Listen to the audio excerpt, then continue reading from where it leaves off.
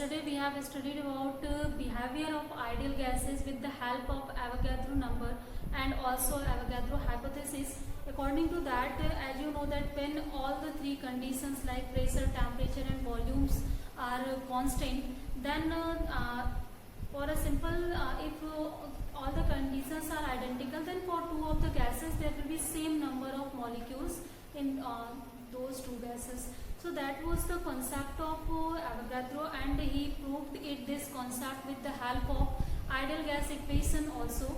And after that, with the help of ideal gas equation and Avogadro number and Avogadro concept, we have seen that at NTP for 22.4 liter volume there are in any substance, in any system, there are 6.023 into 10 power 23 molecules or atoms present in that substance or atom. So with the help of these calculations we can easily find out what will be the actual weight of actual atomic weight, what will be the actual molecular weight, and also we can calculate number of atoms, number of molecules any substance.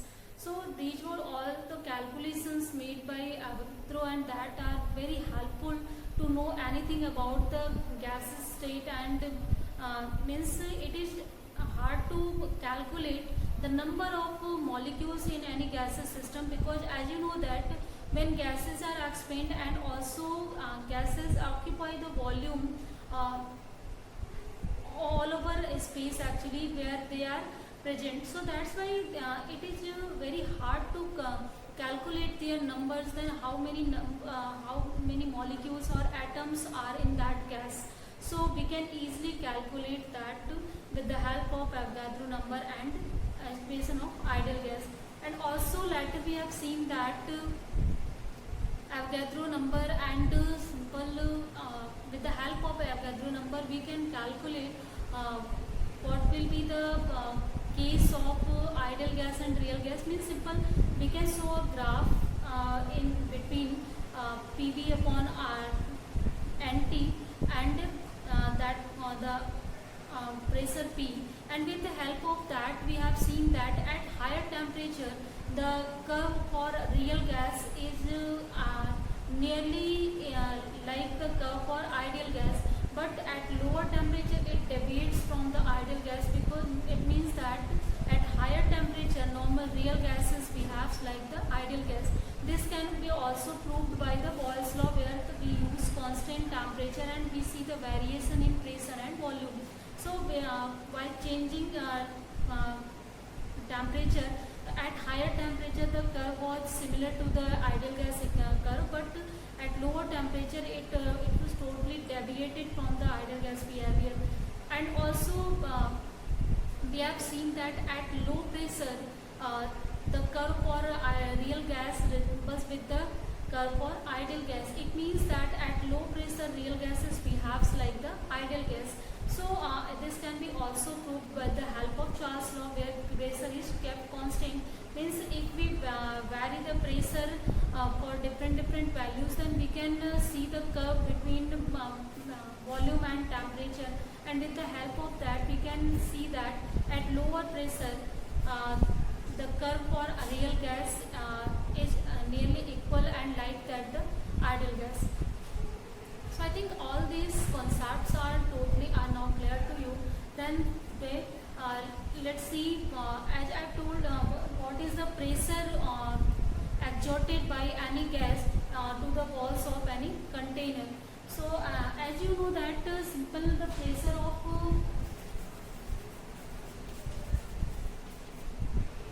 just a second.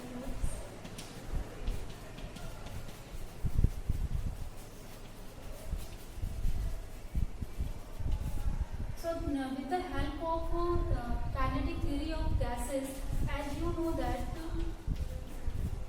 if gases don't interact with each other but they are continuously in random motion, they are changing their directions, and due to change in direction obviously they will collide with the walls of any container in which they are infilled.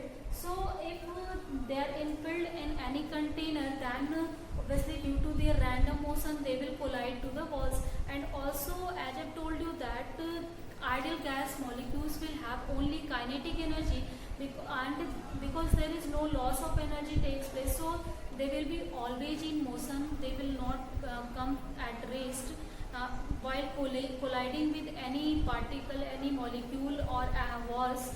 They will collide in perfectly elastic manner.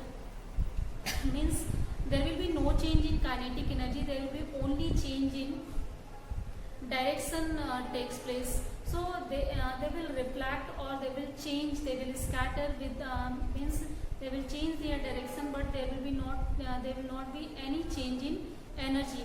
But if there is change in direction takes place, then definitely we can say that there is change in momentum takes place. So if change in momentum takes place for some times, then definitely from the Newton's second law of motion, you can say that simple, if rate of change of momentum is force, means a force is applied on the walls.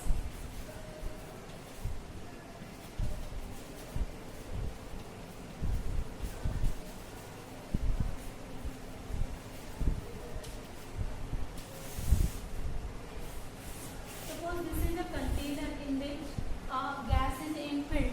So obviously if gas is molecule will, suppose that it will travel in this direction, and also I have told you that before collision they will traverse in a straight line, straight path they will occur, and when it will collide with the walls of this container, then definitely due to collision there will be change in momentum takes place.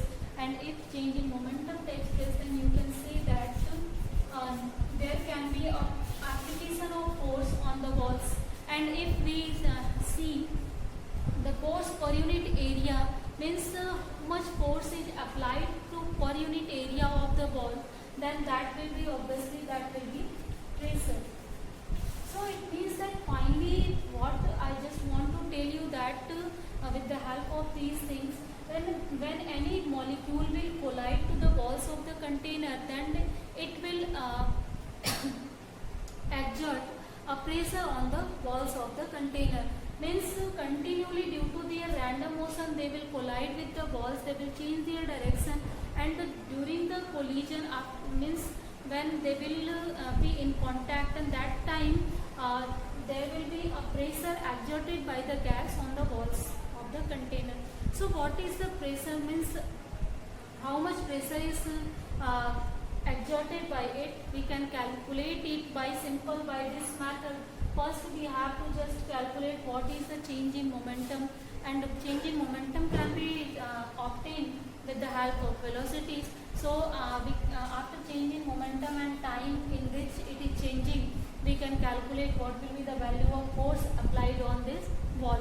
So when we will get force, then obviously force per unit area will be the pressure exerted on the wall. So that this will give us the value for the pressure exerted by any ideal gas.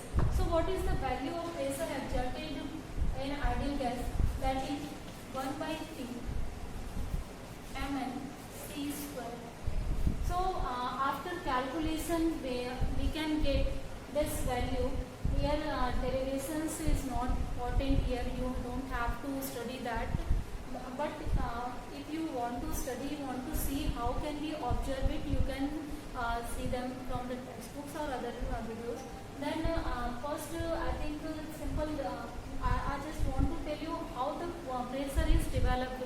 So that is I think clear to you, simple. Change in moment, due to change in momentum obviously it will apply a force, and due to application of force there will be a pressure on the walls of the container, and that pressure is calculated in the same manner. Then this will be 1 by 3 mn c square, where m is the mass of one molecule that is colliding with the these walls. Means for calculation actually we don't have to take all the molecules are colliding suddenly. We can for our simplification we can take firstly that one molecule is moving and other molecules are at rest. That can make our calculations very simple. So that's why we take these assumptions, and one is moving in the x direction, and also we are taking that in y and z directions its velocity is 0. So first to make its calculation, like if you want to see, then I can show you. x direction means we want to calculate the force exerted on this wall. So if this molecule has mass m, velocity vx, so what will be velocity before collision? That will be mvx. And also, as I told you that in the kinetic theory of gases, kinetic model of gases, these molecules will collide with the ball in perfectly elastic manner. It means that there will be only change in direction takes place, no change in energy takes place, because if they will transfer whole of its energy, then this ball cannot be come into the state of motion. So here the possibility is the reflection possibility here. So after collision, what will be the momentum? That will be mvx. So what is change in momentum? That is p is equal to before collision minus after collision. And after collision, as the direction is just opposite, then we can take minus mf. Then finally, what will be the change in momentum? That will be 2m dx. So we can easily calculate what will be the momentum in this case, and with the help of this momentum, suppose that we are seeing the change in momentum per second. So change in momentum per second will give us the force exerted on this wall in the x direction. In the similar manner, if we can calculate, suppose that if this molecule is moving in y direction and in other direction it is not moving. So for y direction we can calculate change in momentum. Similarly, for a three-dimensional container is that. So in z direction there will be also, if we can take the movement and we can calculate this. So finally we can calculate by separation method easily what will be the total change in momentum due to the motion of any molecule, or simple due to collision of any molecule with the walls. And after that, in all the calculations we can easily calculate what will be the value of force, because this is change in momentum per second, or obviously change in momentum per second is the force. And with the help of that force, we can easily take the area, this force per unit area, that will give us this value. So here in this equation, this m is the mass of each molecules to which a gas is composed of. Small n is the total number of molecules, and c is the mean square speed. This is the square speed, mean of the square speed of all the molecules through which this gas is composed of. Suppose that, as I told you that there are n number of molecules in this system, so definitely all that n molecules will be in motion, because in the ideal gas no molecule will be at rest. In actual practice, only for calculation we have assumed that one molecule is moving, but in actual practice all the molecules are moving. So we cannot see the movements of their in separate way. So we can see their movement in the average movement, we can see that. So that's why we observe here the mean square speed, not the only square speed. So here these values, I think this is all the values are clear. And also suppose that m is the mass of this container, then obviously if this mass is filled of gases, then definitely total mass of the gas will be capital M. So if total mass of the gas is capital M, then we can say that this value will be m into n. Clear? And also this n is actually number of molecules per unit volume, not only number of. So number of molecules per unit volume, then this will be n into m, that will be m. Suppose here capital N number of molecules in the system and small n is the number of molecules per unit volume, means in unit volume how many number of molecules are here. So in total mass we have to calculate then total number of molecules into the mass of one molecule, or in simple manner if you want to calculate here in this manner, so in place of n we can write n by p. So with the help of this we can easily calculate what will be the value of here, and we can change it in terms of b also.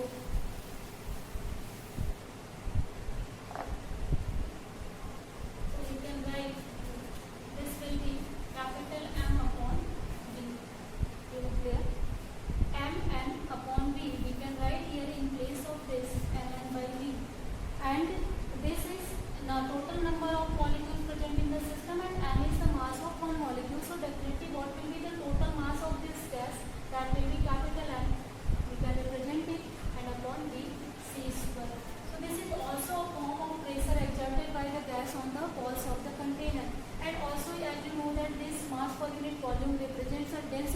the gas. So we can also convert it in the form of density of the gas. So this is the final value of this pressure exerted by any gas. So with the help of all these three equations or four equations, we can easily change it into so many forms, and where it can be used.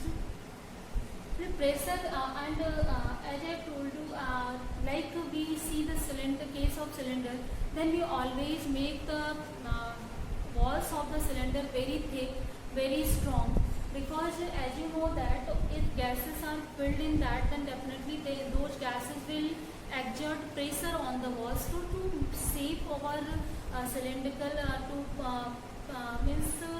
to save it from explosion, then we have to make the cylinder wall very thick, very strong, so that it can bear the pressure of the continuous pressure of the gases present in that cylinder. So I think this concept of pressure exerted by an ideal gas, that is clear to you. This expression is also used to derive so many formulas, like we can easily derive what will be the means we can derive all the laws of ideal gases from this equation which we have calculated for pressure exerted by a gas. Means we can easily derive what will be the case of Boyle's law, what is Charles' law, what is Graham's law, what is distribution law. All the laws can be explained on the basis of this formula that is presented by a gas. So let's see them one by one. How can we derive them with the help of this? So first derivation is Boyle's law.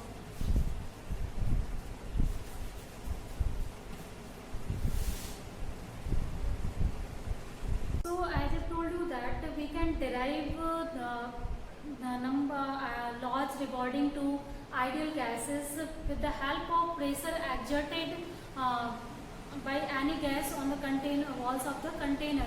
So as we have the formula for that, the pressure exerted by the gas on the walls of the container, that is given by 1 by 3 m by v into c square.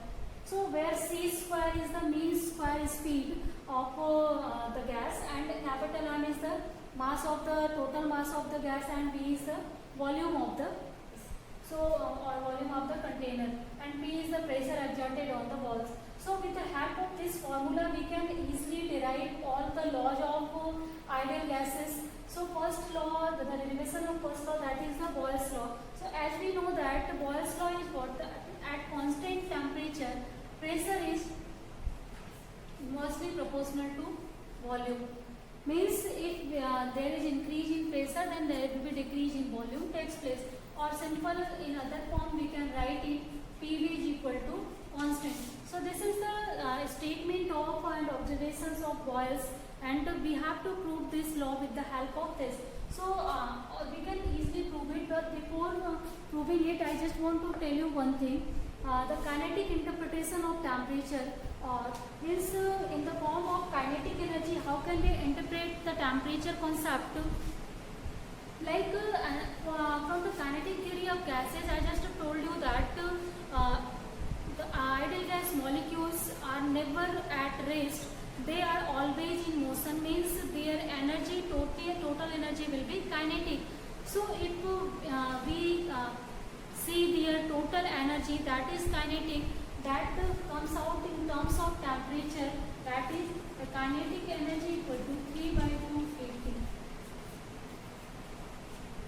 Where K is Boltzmann constant, T is absolute temperature of the gas, and K is kinetic energy. So in terms of temperature, kinetic energy can be interpreted as with this help of this.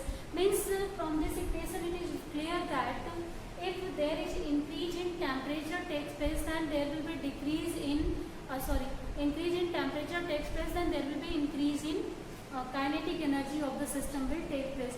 So it is very obvious that if we increase temperature, it means that we are supplying heat to the system, and if we are supplying heat to that system, then definitely that heat will be taken by the molecules and will be used to increase their energy, because additional energy will accelerate that molecules. So due to acceleration, their velocity will be increased, and there will be due to increase in velocity, definitely there will be increase in kinetic energy will take place. So there is a direct relationship between kinetic energy and temperature. So with increase in kinetic energy, there will be increase in temperature, and decrease in kinetic energy, it means that we are decreasing the temperature of the system. So we can easily find out it also, and it is also I'll show you later that in when actually the Maxwell-Boltzmann have studied a lot about thermodynamics and kinetic theories and its concept, and thermodynamics and one more field of physics that is known as statistical mechanics. And with the help of statistical mechanics, where we use the concept of quantum mechanics and probability theory. So by using that probability theory, we can derive what will be the value of mean square speed, what will be the value of root mean square speed, or most probable speed. Means in quantum mechanics, as we don't talk about exact values, we always talk about probable values, most probable values, or average values. So since if particles are very at microscopic level, means they are very small, then their velocity, it is due to Heisenberg uncertainty principle, we can say that it is impossible to calculate their velocity with highest precision or accuracy. So that's why we always take their average, or like I just have told you, in case of mean free path, mean free time, we were taking average there. So if that average value is the most probable, means most occurring values for the particles. So that's why we don't talk about exact here, we talk about the mean value, average value, probable value, just like the thing. So while calculating this, the values of mean square speed with the help of statistical mechanics, law of distribution of velocities and energies, with the help of that we can calculate that. Actually Maxwell and Boltzmann, two scientists who worked a lot on the motion of the gases and about the behavior and study about the gas. They studied about the gases. So gas molecules, there are three laws, actually basically three laws in case of statistical mechanics. First is Maxwell-Boltzmann law, second is derived by Einstein and Satyendranath Bose, so that is known as Bose-Einstein condensation law. Third is known as Fermi-Dirac law. So the latter two names, Bose-Einstein and Fermi-Dirac, are the quantum mechanical law, and they are applicable to the elementary particles, that is the different thing. But Maxwell-Boltzmann law, that is the classical law, and that relates with the thermodynamics easily, and also it is applicable to the gas molecules. So gas molecules follow that law, and according to that law we can calculate what will be the velocity distribution in the of the molecules in the gaseous system. So if suppose that if any gas is composed of a large number of particles and they have different velocities, then definitely we can find out their average velocity with the help of law of distribution of velocities. So here I am not going to actually discuss about law of distribution of velocities. Later I will discuss it also when I will try to calculate most probable speed, or these values I will tell you later, but here only I am using the concept of that. So according to that concept, this value is proportional to temperature, or simple we can say that, as from here it is also clear that suppose that this is mean kinetic energy, so we can write it mean square speed, there will be, that will be equal to P by 2 kT, or we can say that C square is directly proportional to T. So here if C square is directly proportional to T, then we can say that this term is dependent on T. And for the Boyle's law, it is mandatory, we have already a limitation that temperature should be constant. So if temperature should be constant, then definitely mean square speed will be constant here. So with the help of this we can also understand it. So if C square is constant, M is constant, 1 by 3 is constant, then if we multiply this term PV this side, so we can write this value, and these all are the constant. This at constant temperature, this value is constant, or already these two quantities are constant. So finally we can write PV is equal to constant. So this is the Boyle's law, and we can easily prove it with the help of pressure exerted by any ideal gas. So I think now there is no confusion regarding to the derivations of Boyle's law and kinetic interpretation of gases, or also I have just give you glimpse of statistical mechanics. So I think you can't understand that even you don't know about quantum mechanics, so that's why.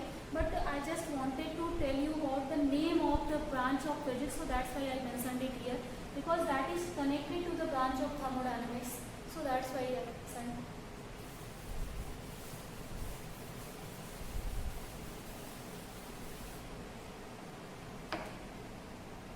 So the second law which we have to prove with the help of pressure exerted by the gas, that is Charles law. So as you know that according to a statement of Charles law, at constant pressure, volume of any gas is directly proportional to temperature. Means if we increase the temperature of the gas, and their intermolecular distance will increase, and due to that we can say that the volume of the gas will increase that. So we can prove this law. Here the pressure is constant, and also we can write it like V by T is equal to constant in other form. So we have the equation P equal to 1 by 3 m by V C square. So from here we can write P equal to, suppose we are multiplying and dividing by 2, and multiply V here also. So V, I just multiplied V here, and here I am taking 2 in multiplication and 2 in division. So we can write here half m C square. And this is, as you know that this is the kinetic energy, average kinetic energy or mean kinetic energy. So this value will be, we can write, that is, suppose that this is mean kinetic energy K. And I just told you before that the mean kinetic energy can be defined in terms of temperature with the help of Boltzmann constant and this absolute temperature, that will be 3 by 2 kT. So in place of this we can write that. So this will be 2 by 3 into 3 by 2 kT. Clear? And post for conclusion you can say small k. So after solving this we can get simple PV is equal to small kt, or we can write it in other form, like we can write it V by T, V by T, that will be equal to K by P. So if in the case of Charles law P is constant, pressure is constant, then as you know that this is Boltzmann constant, this is already a constant. So what will be the V by T, that will be also constant at constant pressure. So this is the statement of Charles law. Means at constant pressure the ratio of volume and temperature is constant, or in other words we can say that V will be directly proportional to T from here. So because P is constant, K is constant, then we can say that volume of the gas is directly proportional to the absolute temperature of the gas. So this is we can prove easily the Charles law with the help of pressure exerted by the gas on any walls of any container. So if I think these, so if those two these two derivations are clear to you, then we can also derive the others law regarding to ideal gases. So let's derive them in the next class. So for today let's end the class here, guys. I think all the concept and all the glimpse of other field of physics that is clear to you here, and let's study more and more. So let's see the rest of the things in next class. Let's end the class here, guys.